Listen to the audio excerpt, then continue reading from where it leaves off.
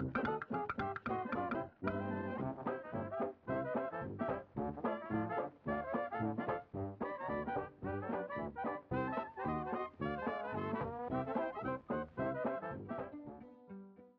everyone and welcome.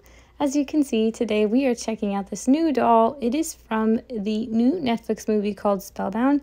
The movie itself isn't out until November, but you can check out the trailer if you're interested. It actually looks really cute. It has like a lot of really good people in it. I'm not familiar with the whole cast. I'm not sure who it is that plays Princess Ellian, but I know that John Lithgow's in it and Nathan Lane. And then Cliff Clavin from Cheers is in it, so that's always really exciting.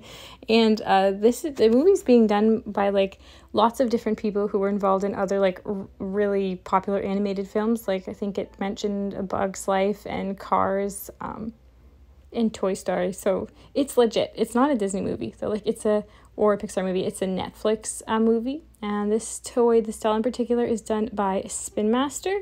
So from what I understand of this movie, because I watched the trailer, obviously, Princess Ellian's parents get turned into monsters. I believe that these are her parents on the side as monsters. And then her duty in the movie is to get them to no longer be monsters and to save the kingdom. So we are going to go ahead and get her unboxed so we can see what this doll is all about. When I ordered her on Amazon, there actually wasn't a stock image of her. It just said coming soon, but I knew what this movie was and I really want to watch it, particularly with my kids. So I figured that I would pick up the doll. I actually expected this doll to be smaller than she is, so that's really exciting and a big selling point to me.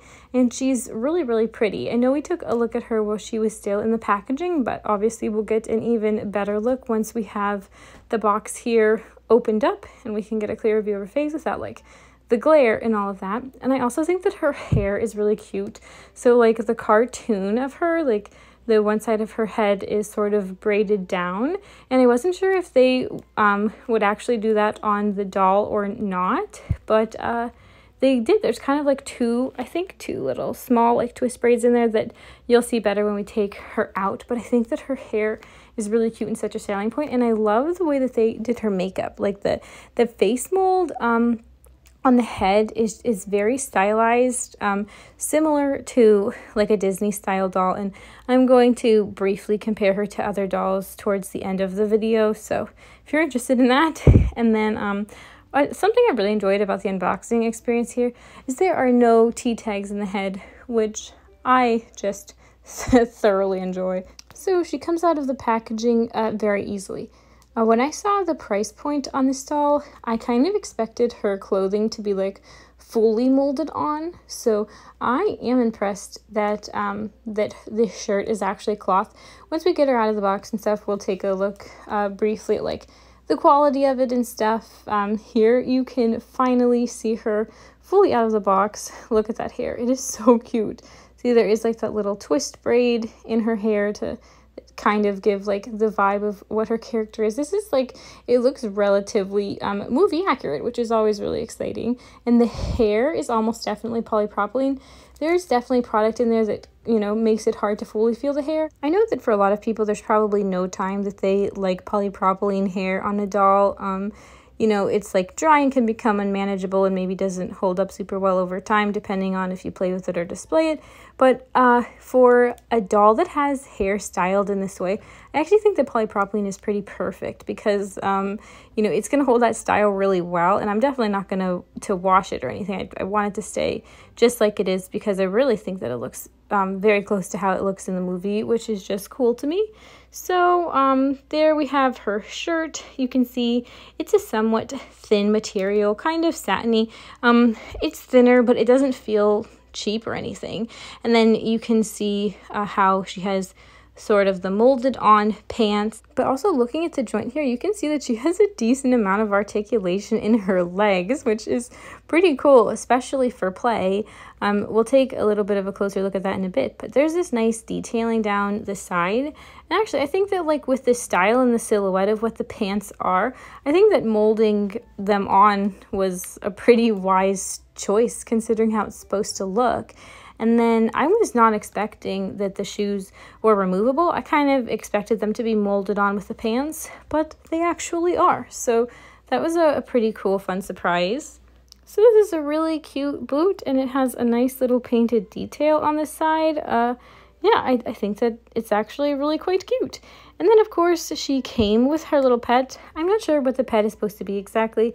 I don't know that it's like supposed to be like an animal that actually exists. But with her articulation, so she has one arm is slightly bent, and then her other arm is straight. And with the bent arm, you are able to hold that pet in place. And then you can see she has like a big range of articulation in the legs. Like, she's going full pancake here.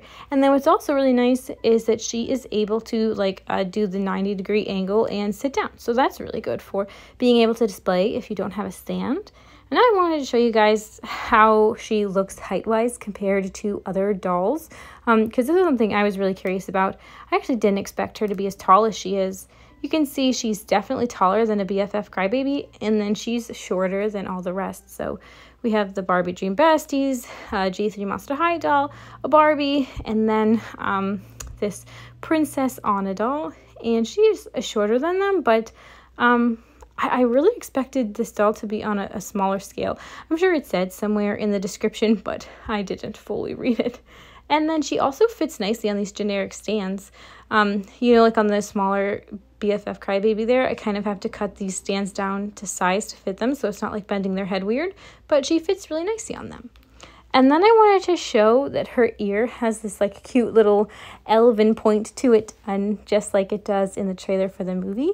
And then I really wanted you to see her her face close up, because it's really super pretty, as is her hair. I'm trying to get it to come into focus a little bit better here so you can see that sort of like twisty braid.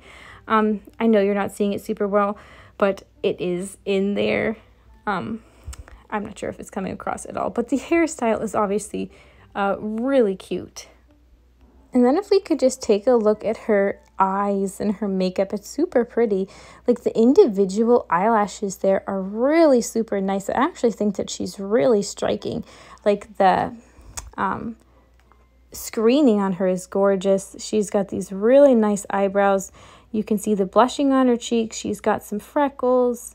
And overall, I am just really, like, I'm excited to have this doll, considering the movie isn't even out yet and we haven't, you know, been able to get like fully into it or anything.